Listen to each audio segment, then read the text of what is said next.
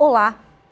Em 9 de fevereiro de 2021, o tenente-coronel Evanilson de Souza falava em conferência internacional, virtual, sobre o programa de combate ao racismo que ele desenvolve na Polícia Militar, quando foi vítima de ataque hacker e racista.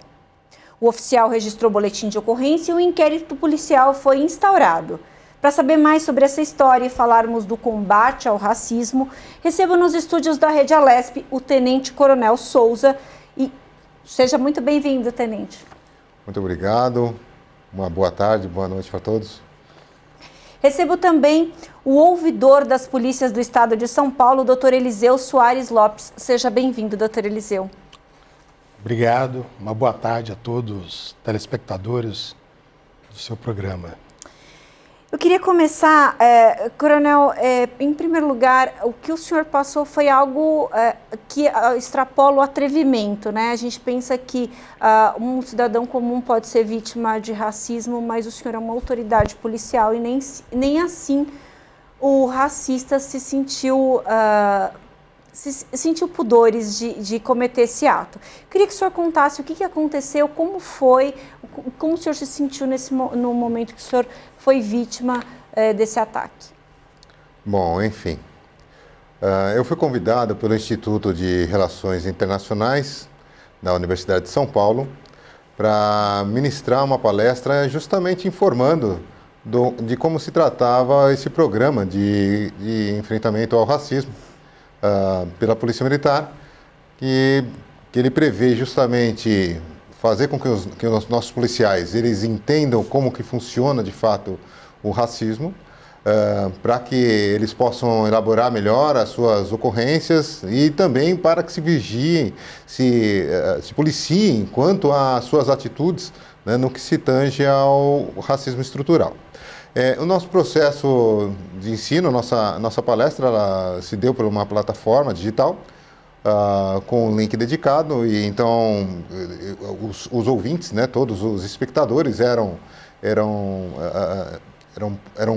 entre policiais, autoridades policiais, né, promotores de justiça, alguns professores da universidade, então, e policiais que compunham a América Latina, né? São policiais do Brasil inteiro, né? Policiais da Polícia Federal, das guardas nacionais do Chile, da Argentina, Paraguai, Uruguai, Bolívia. Então, era um público seleto, né? Entre aspas. Né? Entre aspas, não, era um público seleto, é um público seleto. Né? E durante essa palestra, assim que nós fizemos as devidas apresentações, nós tivemos um início de um ruído, né, que entrou em rede, e na sequência um vídeo, né, que foi colocado na lateral de um dos integrantes, né? E esse vídeo ele saiu com um som muito alto, né, e tornou a minha fala inaudível por um tempo, né? A assessoria técnica do Instituto, ele conseguiu reduzir, tirar o áudio, e na sequência esse áudio voltou várias vezes, né? Foi um momento que houve uma intervenção do diretor do curso, professor Leandro Piquet Carneiro, né, e solicitando que fosse cortado mais uma vez o áudio, né? E na sequência entrou era um desenho animado, inclusive, que estava passando nesse vídeo, né? Mas só que eu já tinha compartilhado a minha tela, né? Então eu via esse vídeo passando na lateral, porque eu consegui enxergar alguns participantes. Então, na hora que abre o vídeo, você vê o participante falando ali, ou ele, quando abre o vídeo, não, quando abre o microfone, você consegue verificar esse participante colocando o que ele tiver na tela dele, né? E na sequência, em cima do meu slide, era o segundo slide que eu estava fazendo a apresentação, né, começou uma inscrição, né, em letra rosa, né, começou a escrever um MA. Eu já aproveitei e falei assim: gente, acho que não sou eu que estou mexendo na minha tela, eu perdi o controle da minha tela, né? E provavelmente alguém está manipulando um possível hacker. E na sequência já começou MAC, eu já imaginei, falei, vai escrever macaco, né? E realmente escreveu macaco, né? E aí eu aproveitei e eu usei de maneira didática aquele evento. Olha, não sou eu que estou fazendo a manipulação da tela, né? Nós estamos sofrendo aqui um ataque cibernético, e ao mesmo tempo um ataque racista, né? Então, o que nós estamos falando aqui exatamente está se materializando nesse momento na nossa tela. E foi assim que foi colocado. Como o que eu me senti, né? No primeiro momento foi uma afronta, né? Foi um impacto, né? Por estar naquela situação, né? Mas eu me recompus rapidamente, né?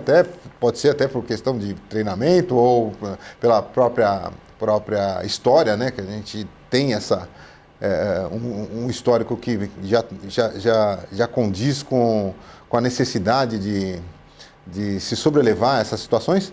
Mas o que mais choca é realmente, não era somente um professor ministrando uma aula, né? Era também uma autoridade, né, de polícia, representando a segurança pública do Estado, representando o Estado, né? Num ambiente virtual que era composto por várias outras nações. Então, você tinha ali um enfrentamento contra um homem negro, contra uma autoridade como o professor negro, como uma autoridade de polícia, de segurança pública, representando o Estado, e também num ambiente de respeito mútuo onde as nações se conversam. Foi a primeira vez, coronel, que o senhor sofreu um ataque desse ao longo da sua carreira? Olha, um ataque desse jeito, em aula ou coisa do tipo assim, onde eu esteja como autoridade, isso nunca aconteceu na minha vida, né? Na minha carreira, em hipótese nenhuma. Esperamos que seja a última também, com certeza. Doutor Eliseu, na ocasião que o coronel sofreu esse ataque, o senhor declarou, abre aspas, não tenho palavras para qualificar uma covardia dessas com um oficial tão capacitado da PM, fecha aspas. A ouvidoria tomou medidas legais para apoiar o coronel? Como é que foi? Como é que tem sido essa questão? Porque o senhor tem esse papel de ouvir todos os lados. Muitas vezes as pessoas chegam para a ouvidoria para reclamar da polícia, mas a polícia também pode reclamar junto à ouvidoria. Como é que foi? Em primeiro lugar, queria agradecer à TV Alesp e você em particular pela oportunidade de nós estarmos aqui falando com os telespectadores da Assembleia Legislativa do Estado de São Paulo, né? Digamos, a Casa da Democracia, né, no Estado de São Paulo. Primeiro, agradecer.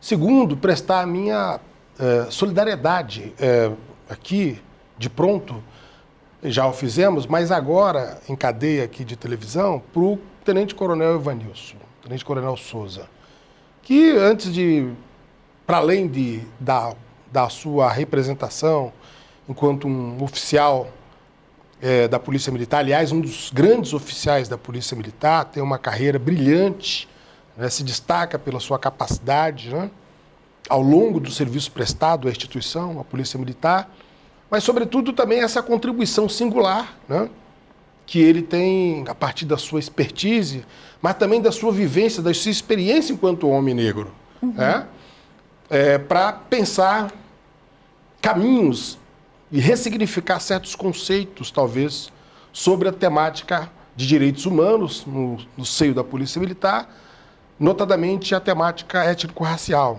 Portanto, trata-se de uma pessoa de alta capacidade para essas questões. Para além da experiência individual, que é muito importante, né? Mas também pela sua trajetória e pela sua capacidade. Então, primeiro, considerar aqui essa minha solidariedade. E solidariedade também à instituição, porque, como disse o coronel, o Estado foi agredido. Se tratava de uma representação institucional da Polícia Militar do Estado de São Paulo e, portanto, do Estado, do sistema, de parte integrante do sistema de segurança pública. Não é qualquer agressão. Agora, é preciso refletir um pouco, para além da agressão que o coronel, que tem toda essa, digamos assim, essa galardia na sua atividade, né? Tanto do ponto de vista enquanto um sujeito ativo na corporação, tanto do ponto de vista intelectual. E num momento, num ambiente acadêmico, né, internacional inclusive, é preciso refletir por que essas coisas estão acontecendo assim, com um grau de ousadia, grau de disfarçatez sem tamanho, talvez, na história. Talvez a pergunta o coronel já foi vítima de um ataque tão virulento assim, explícito, na condição, inclusive, de que ele estava, né? Ele já respondeu, disse que não. Então nós precisamos, evidentemente, nós não podemos concordar. Eu, enquanto pessoa, enquanto ouvidor, enquanto homem negro também, imediatamente nós prestamos a solidariedade devida através do Twitter. Eu acho que isso acabou, tenho certeza que contribuiu para que houvesse, digamos assim, um repúdio repúdio generalizado a essa atitude, né? Nós esperamos que a Polícia Civil e a própria setor de inteligência da Polícia Militar e também da Polícia Federal, porque tratava-se de um evento de natureza internacional, um crime cibernético, de nós irmos atrás, né, desse sujeito, desse criminoso, né, que atenta contra a dignidade da pessoa humana, mas atenta também contra o Estado, né, de ele ser preso, né, pelo crime de racismo que ele sofreu, que o coronel sofreu e que ele evidenciou, né? É isso que é a nossa esperança, até para que isso seja de exemplo e não se repita, né, nos dias atuais. Com certeza. Coronel, fala um pouco mais sobre esse curso que o senhor estava ministrando. O senhor estava falando para outros policiais. E a gente sabe, já tem um tempo que as pessoas colocam essa questão do racismo que às vezes é cometido pela polícia e que um curso como esse tem uma importância social muito grande. Eu queria que o senhor colocasse um pouco sobre essa questão do curso e a quem ele se destina, se ele é só para oficiais ou para todos os policiais. O senhor tem preparado esse conteúdo para melhorar a relação entre a polícia e as pessoas e a população. Bom, veja que, na realidade, não se trata de um curso, né?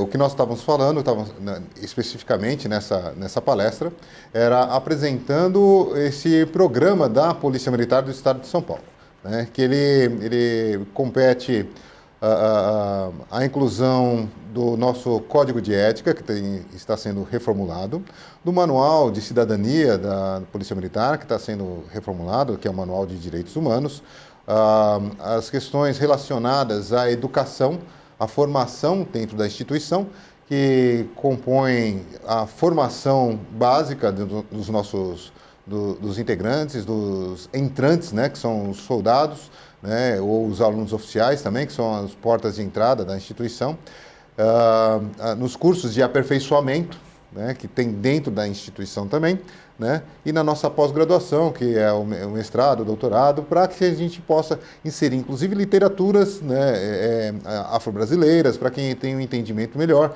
né, na realidade, envolver a instituição nas questões raciais de forma didática, para que a instituição, para que os seus membros entendam exatamente o que está ocorrendo, né?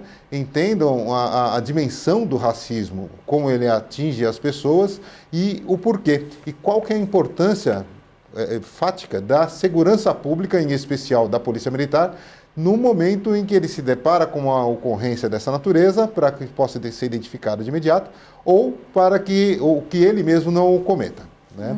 Então, a intenção é fazer com que se integre a instituição com a sociedade no contexto de um racismo, mas não um racismo institucional, como muitas vezes se outorga à Polícia Militar, mas do racismo estrutural, no qual a Polícia Militar está inserida no contexto social. Porque o racismo estrutural, ele abrange a sociedade, né? Está não só na estruturação de como ele foi formado, como ele foi arquitetado no passado, mas nas suas consequências nos dias de hoje. As consequências do dia de hoje, ela traz o indivíduo, a mulher e o homem negros, pardos, os pretos, numa condição em que a normalidade, a visão normal de que o emprego, as funções estejam relacionadas e condicionadas à cor da pele, onde o indivíduo, a mulher preta, ela está colocada como faxineira, como uma empregada doméstica ou empregos de menor expressão, né?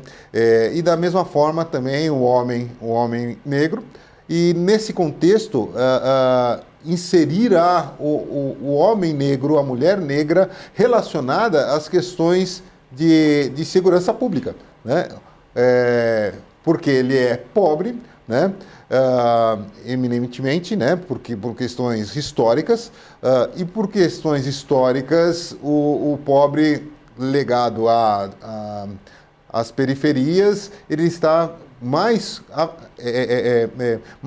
de mais fácil cooptação por parte do crime, né? Então, isso coloca o negro em condição de vulnerabilidade. Né? E esse é um dos pontos principais que a gente precisa trabalhar para que não se coloque o negro como aquele indivíduo. As pessoas ainda têm medo do homem negro nas ruas, têm medo da mulher negra, né? Isso não pode ocorrer.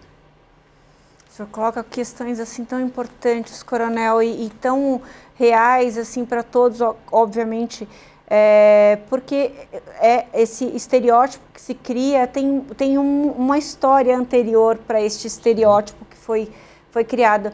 E aí a gente entende que muitas vezes o policial carrega essa questão histórica aí, o que foi condicionado ao longo da vida a desconfiar, e aí esse é o momento de romper com tudo isso, né? De ter uma nova perspectiva. E aí eu queria perguntar para o senhor, doutor Eliseu, a gente sabe, como a gente está conversando aqui, que a polícia tem sido muito acusada sobre essa questão do racismo, tem sido muito apontada com relação a essa questão do racismo. Eu já vi muita gente falando, um policial que morre, ninguém se importa, mas se morre qualquer outro negro, todo mundo se importa. Isso não é verdade, né? No fim das contas. Tem uma série de outras questões aí no meio. Eu queria saber como é que o senhor vê essas iniciativas como a do coronel de um programa para debater o racismo dentro da corporação. Eu acho extremamente positivo debater à luz do momento que nós estamos vivendo, né? Porque é preciso também, eu acho, muito importante para o Brasil, o coronel traz na sua fala, do racismo estrutural como parte integrante e estruturante da construção do Estado brasileiro. Né? Primeiro que nós fomos reconhecer que o Estado brasileiro foi um Estado notadamente racista, né? Foi agora, nós não temos muito tempo, foi próximo da Conferência de Durban, por ocasião do mandato do presidente Fernando Henrique Cardoso. Né? Mas significar, inclusive, pensar isso do ponto de vista do marco legal, se nós formos ver, foi na Constituição de 1988. Né? Porque até então, as leis que versavam sobre a questão racial ou de discriminação racial aqui no Brasil, ela era extremamente subjetiva. Inclusive, não era apontada como crime, né? Nos seus primórdios ali, na década de 40, enfim, tal. Né? E ela só foi trazida como crime a partir da Constituição de 1988. Eu acho que a primeira questão que nós precisamos pensar quando discutimos o racismo, nós precisamos ressignificar o conceito de o que é ser cidadão na sociedade brasileira. Eu acho que me parece que isso é central. E aí, é evidente que as agruras da construção ou as anomalias que imbuídas na construção do nosso Estado, eles vão aparecer. Eles aparecem dentro da Polícia Militar, na Polícia Civil, na Polícia Federal. Eles aparecem no sistema de saúde, entre os médicos, na escola, né? Na escola. A escola é um ambiente que deveria ser absolutamente um ambiente saudável, nem sempre o é, né? Então tem o racismo na escola, entre professores, estudantes e tal, nas universidades. Ou seja, nós temos um racismo na sociedade brasileira. Agora a pergunta é, como agir? O Estado vai agir como se isso não existisse? E que respostas que nós precisamos dar? Acho que a novidade agora no mundo é que nós temos uma sociedade onde as coisas são mais explícitas e as pessoas têm sede de que injustiças não aconteçam mais. Então eu acho que, olha, nós temos problemas, de verdade, temos problemas no âmbito de alguns policiais ou no poder judiciário. Qual é, digamos assim, quais os mecanismos, que medidas mitigatórias para enfrentar esse problema? Então eu louvo a ação da Polícia Militar. E eu gostaria que o exemplo da Polícia Militar do Estado de São Paulo fosse seguido por outras instituições. Veja, nós tivemos o Estatuto da Igualdade Racial, que preconizava nada mais, e inclusive uma questão que já foi pacificada no Supremo Tribunal Federal, sobre a lei de cotas no ingresso das carreiras públicas. Quantos juízes foram?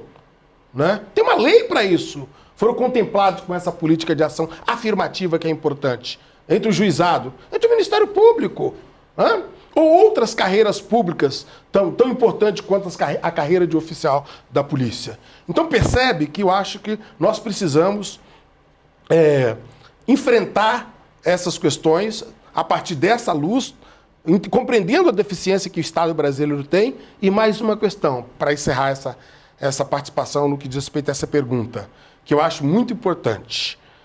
Nós precisamos, ao ressignificar o conceito de cidadão, nós precisamos trazer isso também do ponto de vista simbólico.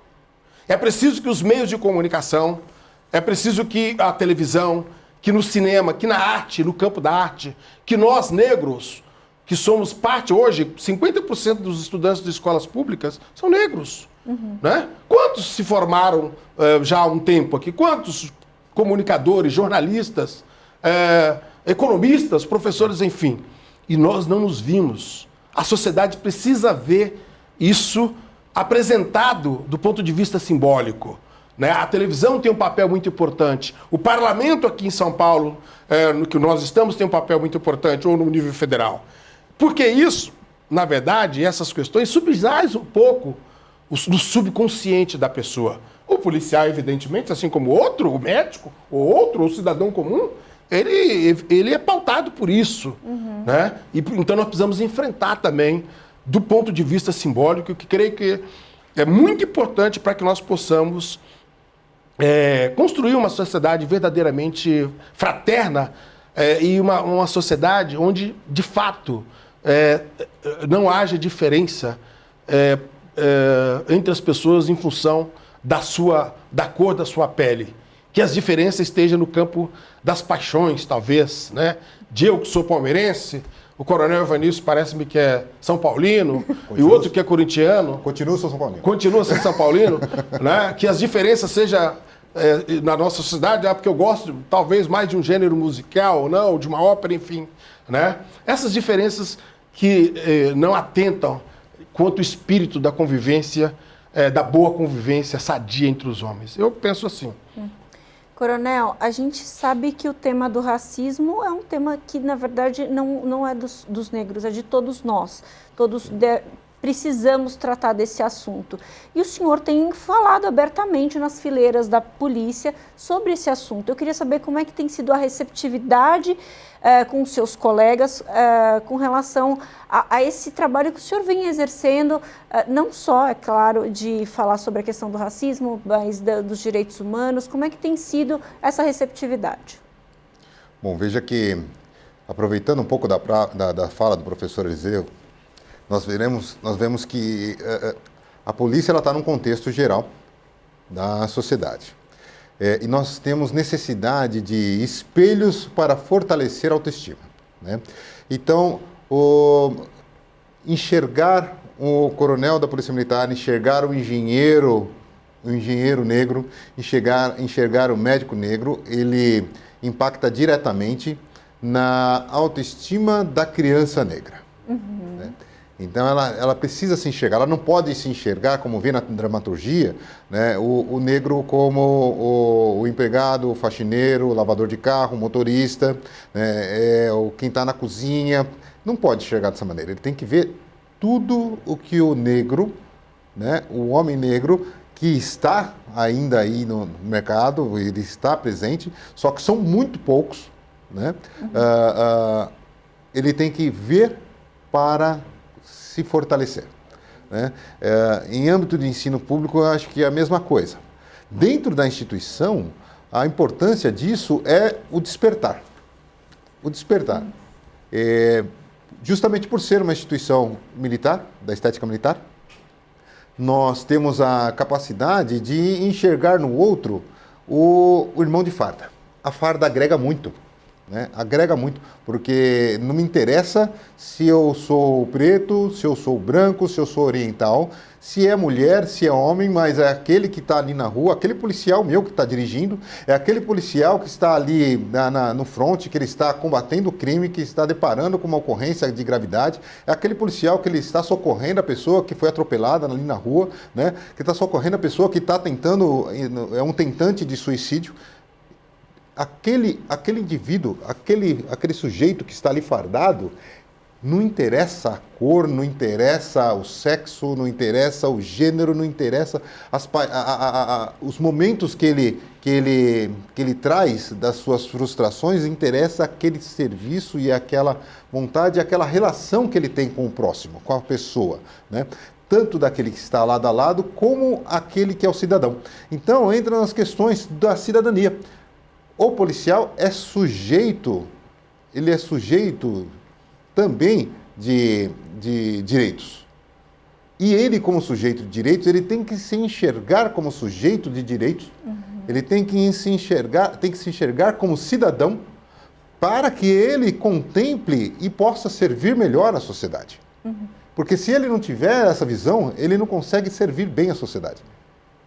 Então, quando você fala das questões, como é a receptividade dentro da instituição? Primeiramente, eu diria que há uma surpresa por falar tão abertamente do tema. Mas, ao mesmo tempo que se fala tão abertamente do tema, as pessoas concordam plenamente com o tema. Ou seja, nós precisamos falar do racismo. Nós precisamos falar do problema social mais grave do Estado brasileiro, que é a discriminação de raça. Sem dúvida. Nós vamos para o rápido intervalo e daqui a pouquinho a gente volta. Você não sai daí.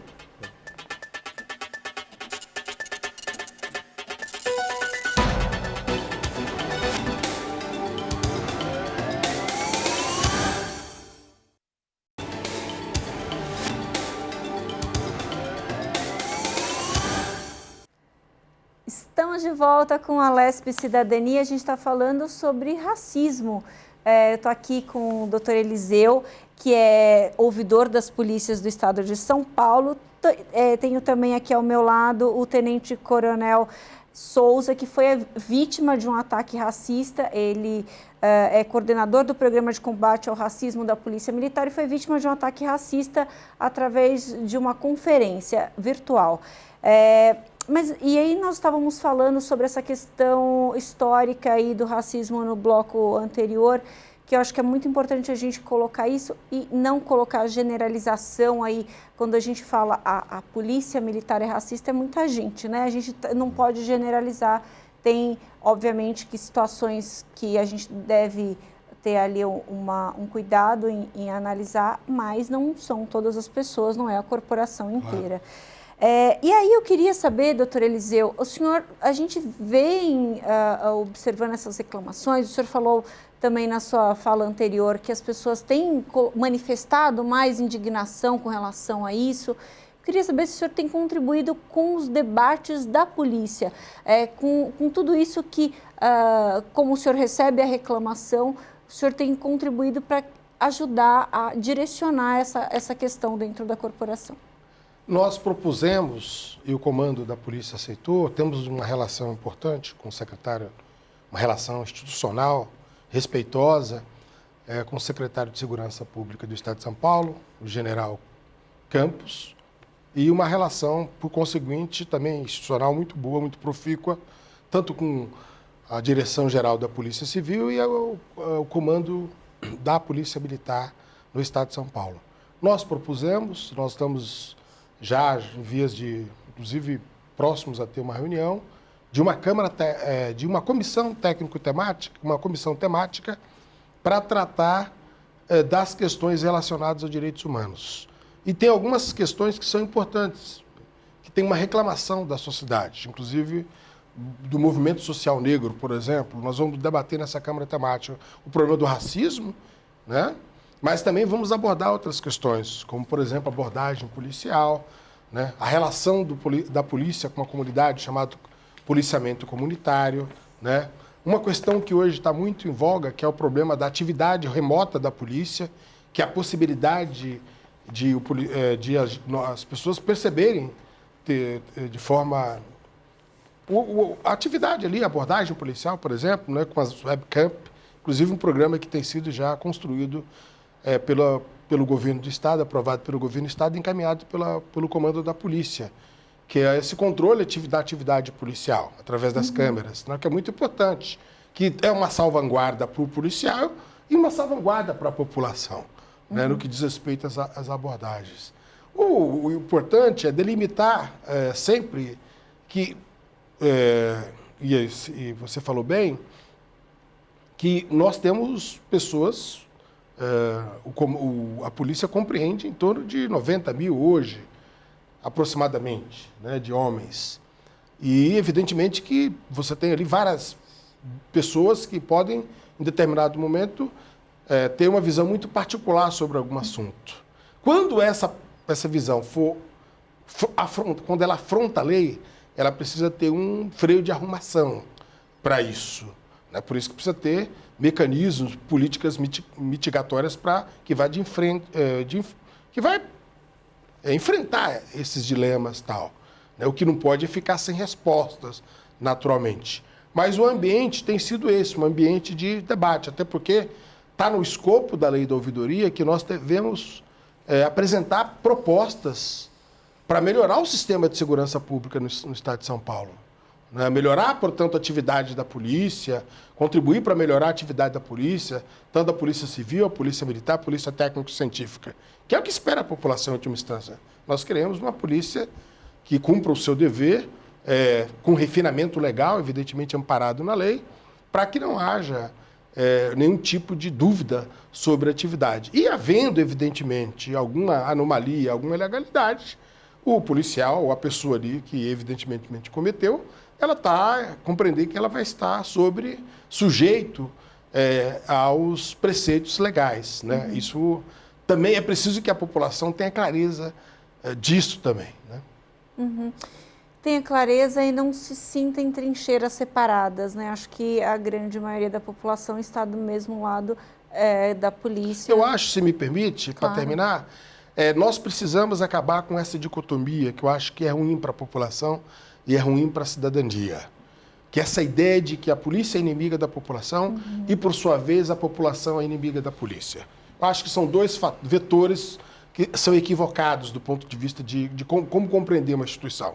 É preciso que nós, a população, enxergue a polícia como uma auxiliar, uma força importante para a construção da cidadania, para apoiar, inclusive, a cidadania. Né? E é importante também que a polícia, por sua vez, a polícia também não deva enxergar a população como inimiga. A maioria da população que trabalha, sobretudo na realidade do nosso Estado e do Brasil, né? É preciso que valha aquele preceito constitucional que todos somos inocentes até que se prove o contrário. E se essa máxima é verdadeira, ela tem que estar umbilicalmente pensada, ela tem que estar refletida também na ação do policial. O cidadão que eu estou abordando ali é um cidadão, a rigor, um cidadão que não deve nada para o Estado. Né? E eu acho que esse tem que ser, digamos assim, o paradigma, né? O mantra da boa atividade policial.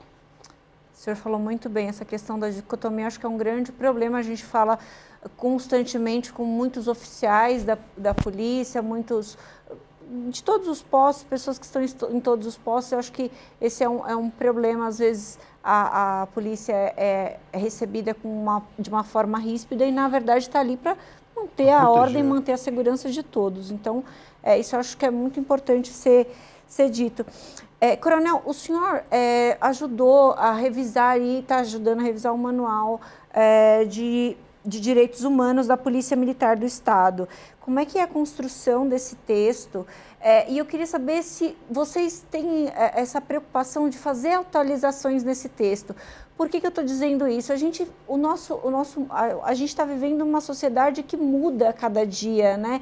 Então, quer dizer, a gente faz uma normativa, coloca ali, imprime aquela normativa, entrega para todo mundo, mas aquilo pode mudar daqui a um tempo. Vocês têm essa preocupação dessa atualização constante? Melissa, excelente pergunta. Veja que o Manual de Cidadania da Polícia Militar, ele data de 1998. A atualização plena dele está sendo feita agora. Mas veja que o Manual de Cidadania ele não foi elaborado à toa, né? Em 1997, a Polícia Militar passou por uma grande crise de imagem institucional e de valores, que foi o evento da Favela Naval, né, em Diadema, que é histórico, foi impactante para a instituição, né? Teve que realmente repensar todos os métodos da instituição e a relação com a população, com o público em geral. E então nós mudamos uma série de outras coisas. Então naquela época foram integrados várias frentes, né? E a frente principal ela tratou do Manual de Cidadania, mas colocando tudo isso na prática. E na prática foi as linhas de ação baseadas estritamente nos direitos humanos, né, e com a aplicação plena da Polícia Comunitária. Polícia Comunitária não se faz sem pleno respeito aos direitos humanos, né, à dignidade das pessoas. E isso foi massivamente trabalhado em todos os campos da instituição, em todas as escolas de formação.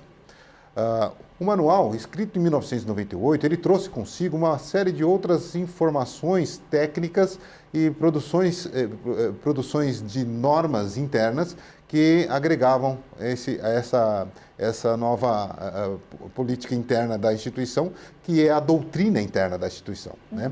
Os valores, as questões de disciplina, de hierarquia, tudo isso se manteve, mas a polícia teve que se reescrever nas relações humanas.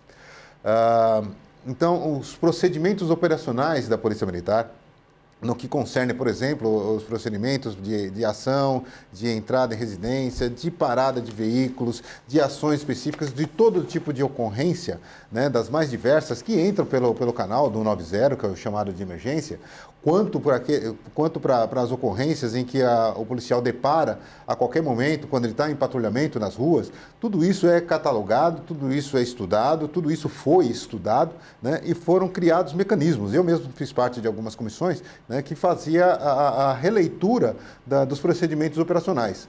Então, se em determinada ocorrência, que foi uma abordagem, por exemplo, a indivíduo cadeirante, né, ela trouxe um resultado talvez não tão adequado para a ocorrência, né? Tanto para a polícia quanto para o abordado ou aqueles que envolvem a comunidade daquele abordado ali, seja a família, seja os integrantes ou o espaço de trabalho dele, né?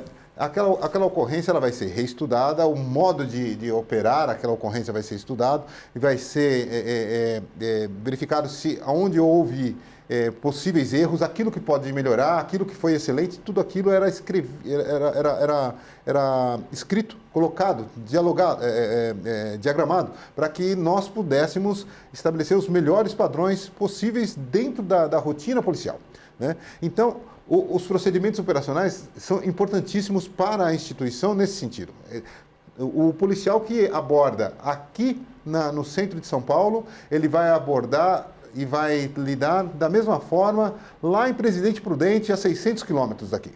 O padrão é o mesmo, o ensinamento é o mesmo. Então, o que vai mudar são os seres humanos, né, que estão aplicando a rotina, né? Então, quando o manual ele foi estipulado, quando ele foi criado, foi escrito, ele serviu muito bem na época do então comandante-geral, Carlos Alberto de Camargo, coronel Carlos Alberto de Camargo, e ele trouxe essa roupagem junto com um colegiado de oficiais e praças, policiais, todos que fizeram a escrita desse manual e definiram todas as normas conforme estava previsto pela Organização das Nações Unidas, entre outras, todos os tratados que estavam prevendo o respeito integral aos direitos humanos, né? E a Declaração Universal, né, dos Direitos Humanos, e tudo isso, né, foi colocado no manual. Agora, o que nós estamos fazendo é a releitura de acordo justamente com o que você está falando, né? As outras normas da polícia, elas foram sendo reeditadas de acordo com a mudança dos tempos, né? Então, hoje em dia, por exemplo, nós usamos os smartphones, né? Não se rouba mais carros como se roubava antigamente. O preço de um smartphone é preço de um carro de baixo valor, né? Então, dependendo da situação que tem, você tem uma mudança de comportamento, né?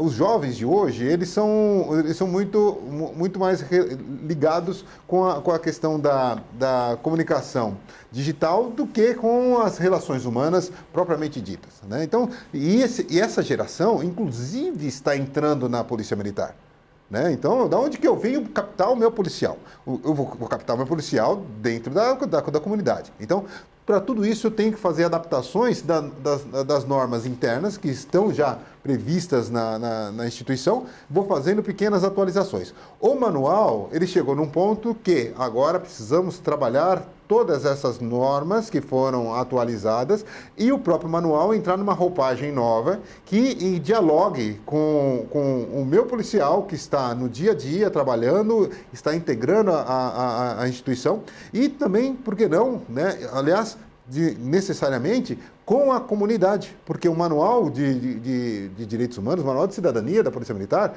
ele se aplica, ele norteia o policial militar, mas do policial militar, do soldado ao coronel, mas ele vai se relacionar diretamente com quem vai receber os tratamentos da Polícia Militar, o serviço de atendimento, de prestação de serviço da Polícia Militar. Então, as pessoas, a comunidade que está recebendo o manual, não é somente a Polícia Militar, é todo um coletivo. É muito interessante isso. Inclusive, a gente pensar que cada policial, cada membro é um representante do Estado ali que está interligado, que muitas vezes até eu já vi policial brincando, falando assim, às vezes a gente é balcão de informação. Sim. Por quê? Porque é uma referência. Isso tem um porquê, porque as pessoas, quem confia. Então, quer dizer, em todas as pessoas que eu tenho que pedir informação, por exemplo, eu vou priorizar o policial, porque eu confio naquela pessoa que está ali representando. Então, bem interessante. E veja, quando o ouvidor falou que as pessoas precisam confiar na sua polícia, a polícia tem que ter essa disponibilidade de lidar com a população, ela é plena. Porque, como você disse, é um balcão de informações, né? Mas ele faz o papel de tudo, de psicólogo, de padre, de pastor, de membro de qualquer relação humana, religiosa, né? O policial, ele atende ocorrências, até falando das questões de racismo, é importante que a gente traga algumas questões aqui. Por exemplo, as religiões de matriz africana, né? O policial, ele tem que entender o que é aquele culto, como que funciona. Muitos dos nossos policiais, eles são candomblecistas, são umbandistas, né? Muitos policiais são evangélicos, muitos policiais católicos, outros que estão em diversas outras religiões, e ele se relaciona plenamente, ele tem que entender aquele contexto geral, né? E isso é muito importante, e tudo isso tem que estar abarcado dentro desse manual de cidadania, né? A pluralidade do brasileiro, a pluralidade da nossa sociedade. Doutor Eliseu, a gente sabe que está cansado de saber que racismo não é novidade, né? Desde que o mundo é mundo, a gente, infelizmente, tem esse enfrentamento aí. Muito embora muitas pessoas neguem, mas tem de fato. E de uns tempos para cá, como o senhor mesmo observou, as pessoas, isso tem vindo à tona, as pessoas têm perdido os pudores de falar sobre, de externar o racismo. O senhor acha que está faltando endurecer as leis brasileiras para que o racista volte a ter pudor, ou o que está faltando? Eu acho que leis não faltam. Eu acho que o arcabouço jurídico nosso permite muito bem capturar, que a autoridade policial, seja o delegado, capture o crime de racismo. Muitas vezes eu acho que o crime de racismo é subestimado como crime de injúria, ali que é preconizado no artigo 140 do Código de Processo Penal. O artigo 140 e inciso parágrafo 3º. Muitas vezes a pessoa cometeu um crime de racismo. Por exemplo, o crime que o coronel Souza sofreu foi um crime de racismo, né? E nós, aqui no Brasil, a gente tem essa, digamos assim, essa injúria, né, que é você injuriar alguém com atos, com palavras, com impropérios. Acho que nós precisamos pensar um pouco sobre isso. Né? Eu acho que nós temos que, os delegados têm que... E o racismo é um crime inafiançável. Né? Portanto... E a injúria não. Injúria não. Então, a autoridade policial e os policiais precisam ser treinados para exatamente, olha, não, isso foi crime de racismo. Né? Aquilo que aquele jogador fez, o ato que aquele jogador foi vítima, foi um crime de racismo. Então, aquelas pessoas deveriam ter sido presas e para cumprir a pena, sem que houvesse a possibilidade, inclusive, de minorar, de mitigar ali a pena. Então, acho que a lei está bem, eu acho que está bem compreendida. Mas eu acho que para além da criminalização, para além de o Estado, de nós usarmos dessa figura da repressão a posteriori, eu acho que nós precisamos, talvez, pensar em mecanismos de políticas públicas, por isso que as leis de ação afirmativa, a lei de ações afirmativas por parte do Estado são importantes para nós ressignificarmos esse conceito de cidadania que eu havia falado. E eu acho que não é um problema do Estado só, é um problema também das instituições, de outras instituições que são importantes também para a atividade do cotidiano. Inclusive, instituições que denotam atividade pública. Pensar, por exemplo, como é que estão as nossas escolas de comunicação, e sobretudo as escolas de publicidade. O que eles estão ensinando para os alunos de publicidade? Quando nós vimos que nós temos hoje em torno de mais de 50% da população brasileira que é preta, parda, enfim, negra, né? Conforme a definição do IBGE, e nós não nos vimos, por exemplo, nos meios de comunicação. O negro não usa shampoo, as mulheres negras, não comemos chocolate, Danone, enfim, nós não andamos de carro, não temos contas bancárias, né? E me parece, inclusive, que isso até vai contramão aos números, as pessoas falam muito em números, aos números oficiais da economia. Porque quem mais contribui com a participação para a economia no Brasil, segundo pesquisas e estudos, por exemplo, do antigo Data Popular, né, que fez um estudo muito importante sobre isso, é a população chamada população C, D e E. Né? São eles que contribuem com a maior participação para o PIB brasileiro. Então, eles precisam... Essas manifestações, e isso nós não nos vimos, por exemplo, não vimos isso, não observamos nos meios de comunicação, que eu chamo do racismo simbólico, que nós precisamos enfrentar, que isso é muito importante. Pensar em que a grande contribuição, por exemplo, que o negro deu para a formação econômica, científica, cultural da sociedade brasileira. E não foi pouco. Eu estou falando, por exemplo, de intervenções no terreno da medicina, né? Eu estou falando de intervenções no terreno da inventividade, né? Por exemplo, para citar aqui no estado de São Paulo, a contribuição dos Rebouças na política de desenvolvimento urbano, no que se denotou a compreender, por exemplo, no que se fala hoje nas cidades, de uma cidade com uma formação urbanística, uma intervenção urbanística moderna, foi uma contribuição de um negro. E, aliás, irmãos negros, filhos cujo pai era filho de escravo, né?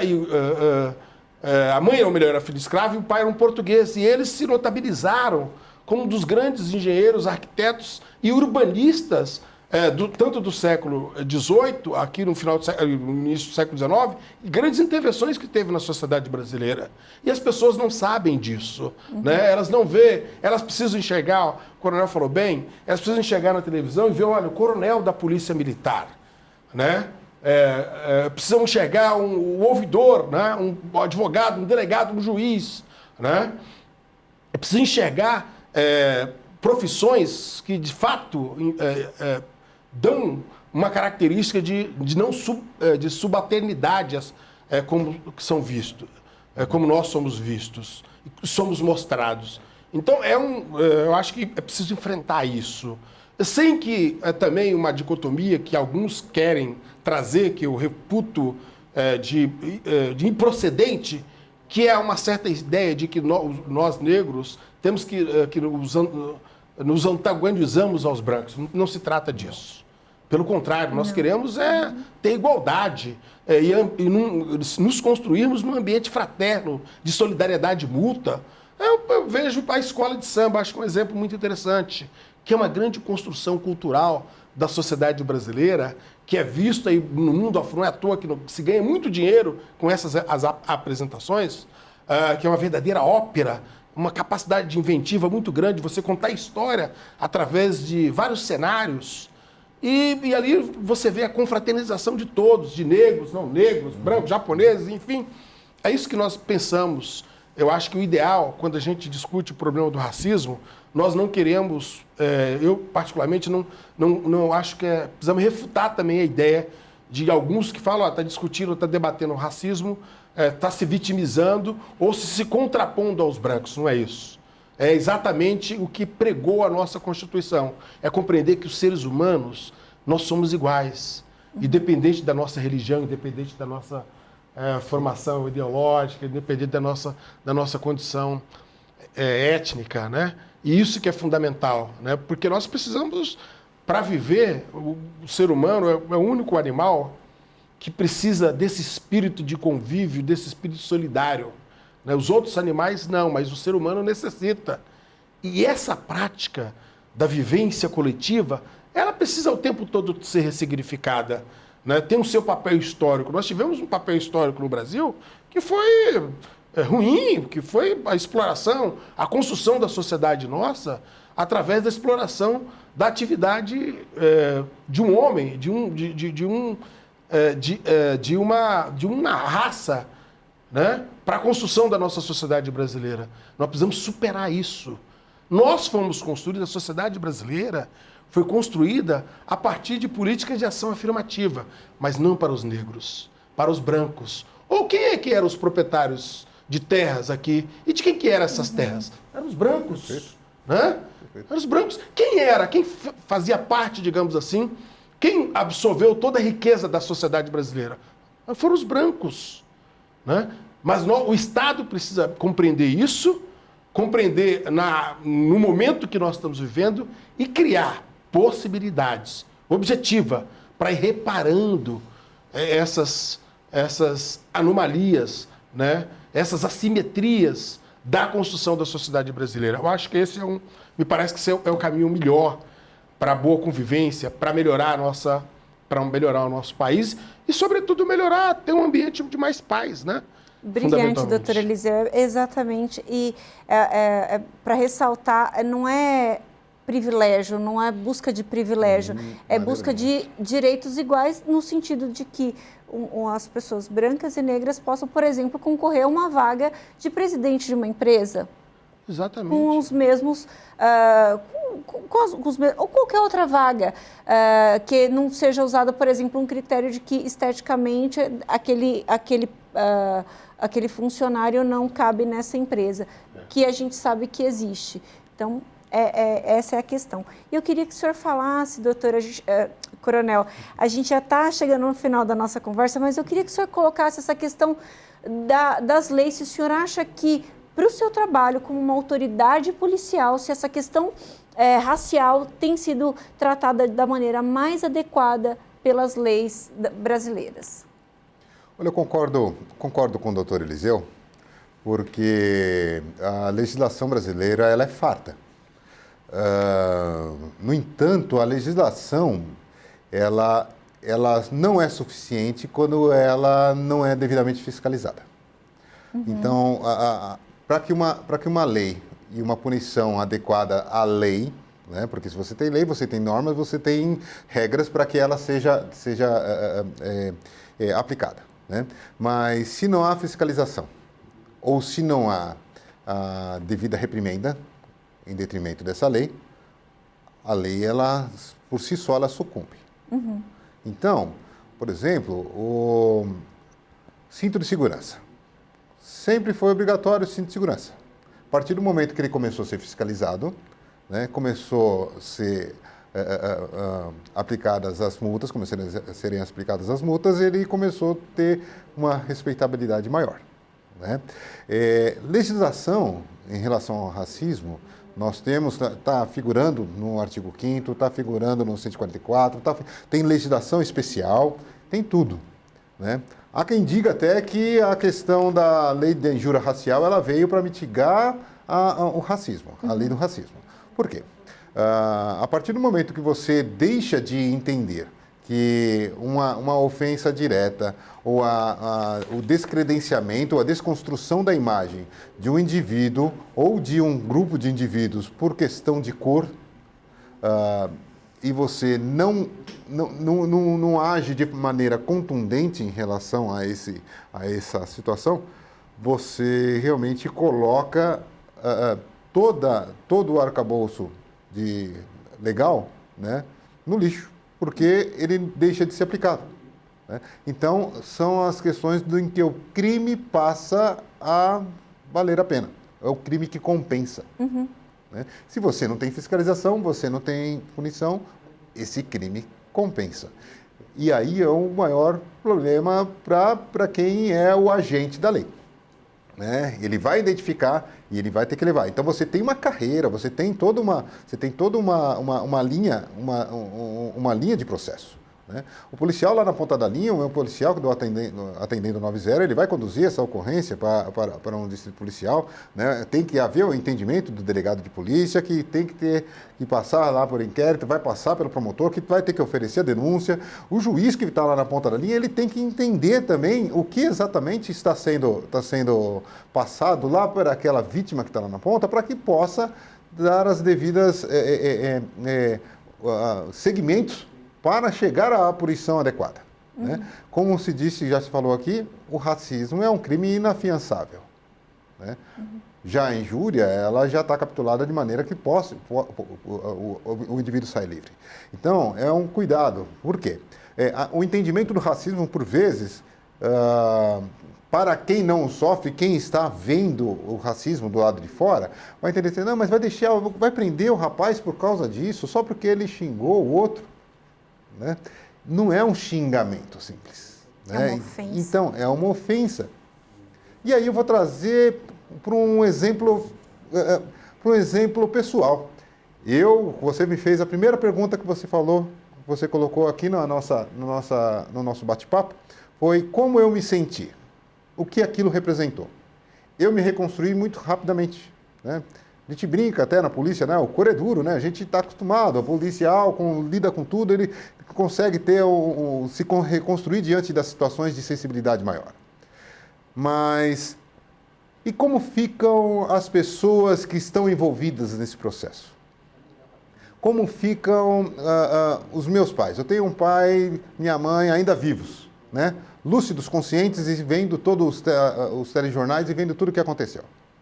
Né? Meu pai liga todo dia para saber como é que eu estou. Por quê? Se o meu filho, a minha filha, recebem uma ofensa dessa maneira, eu tenho uma preocupação muito grande, enorme.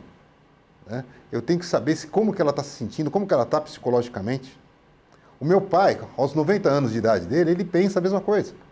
Uhum. O meu filho de 51 anos, eu sou caçula ainda, né? Caçulinha, mas ele vai pensar a mesma coisa. Né? Então, ele atinge aos meus pais, atinge aos meus irmãos, atinge aos meus amigos mais próximos, aqueles até que não são tão próximos, mas aqueles que trabalham comigo. É uma indignação que não partiu somente contra mim. Eu me reconstruí rapidamente. Uhum. Como ficam as minhas filhas? A minha esposa é uma mulher branca, mãe de 2 meninas negras, que ao longo da vida dela, ela tentou buscar bonecas negras no mercado, falando uma vez agora do mercado, né, o doutor Eliseu, né? Que uma tia dela trouxe de fora uma boneca negra que depois ela foi furtada junto com o carro, num período, né? Problema de segurança pública. Mas ela teve uma dificuldade enorme para encontrar outra boneca negra de novo para colocar para dar para minha filha, né, para a identidade dela. Né? Então, são vários fatores que se desdobram a partir das questões legais. Se a lei ela não é aplicada adequadamente, eu não consigo fazer com que se cumpra todas as etapas desse processo. Senão vira enxugar gelo, né? Se não, fica enxugar gelo. Então, hoje nós temos lá na Polícia Civil o DEGRAD, uma delegacia especial, o GECRAD dentro da promotoria do Ministério Público, né? É um grupo, ainda não é um cargo lá dentro do MP, mas já trabalha direitos humanos, já trabalha com os grupos, com os crimes de intolerância. Isso funciona, tal, né? Mas veja que, por exemplo, se eu fizer um paralelo com a lei da Maria da Penha, né? Eu tenho uma relação muito próxima, muito parelha na situação, mas totalmente assimétrica quando se fala do processo. Então, é aí que nós precisamos repensar e inserir esse contexto. A Polícia Militar, ela está funcionando agora como uma ponta de lança para entender e mudar essas questões todas, né? Mas nós precisamos ousar mais, né? Então, há necessidade de políticas públicas, sem dúvida, desde a escola, porque na escola você ensina as crianças, né?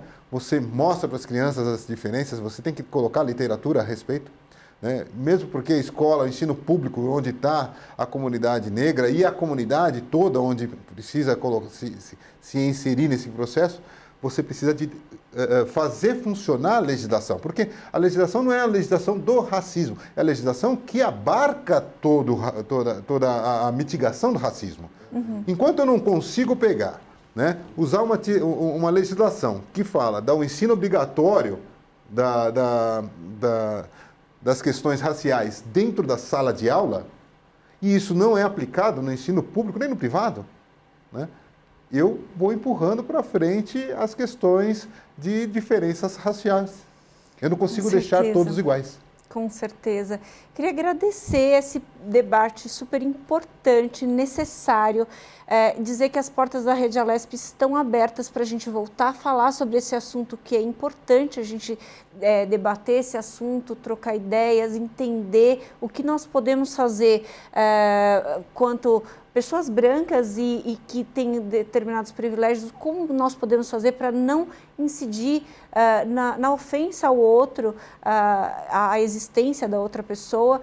Eu queria agradecer imensamente, doutor Eliseu, a disponibilidade, coronel, a disponibilidade e até pedir desculpas pelo que o senhor passou e que não deveria ter passado, nem o senhor e nem ninguém, né? Muito obrigada. Muito obrigada, doutor Eliseu.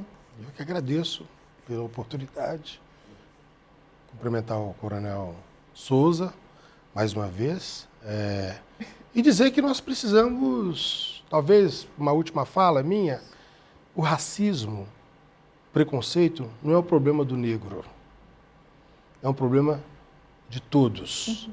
Então, quando alguém se deparar contra uma atitude racista, seja ele negro ou não negro, ele precisa se aliar com aquela pessoa que está sendo ofendida e chegar com que o criminoso vá para a cadeia, uhum, né? Quando ele cometer um ato dessa natureza. Porque você está atentando contra a dignidade da pessoa.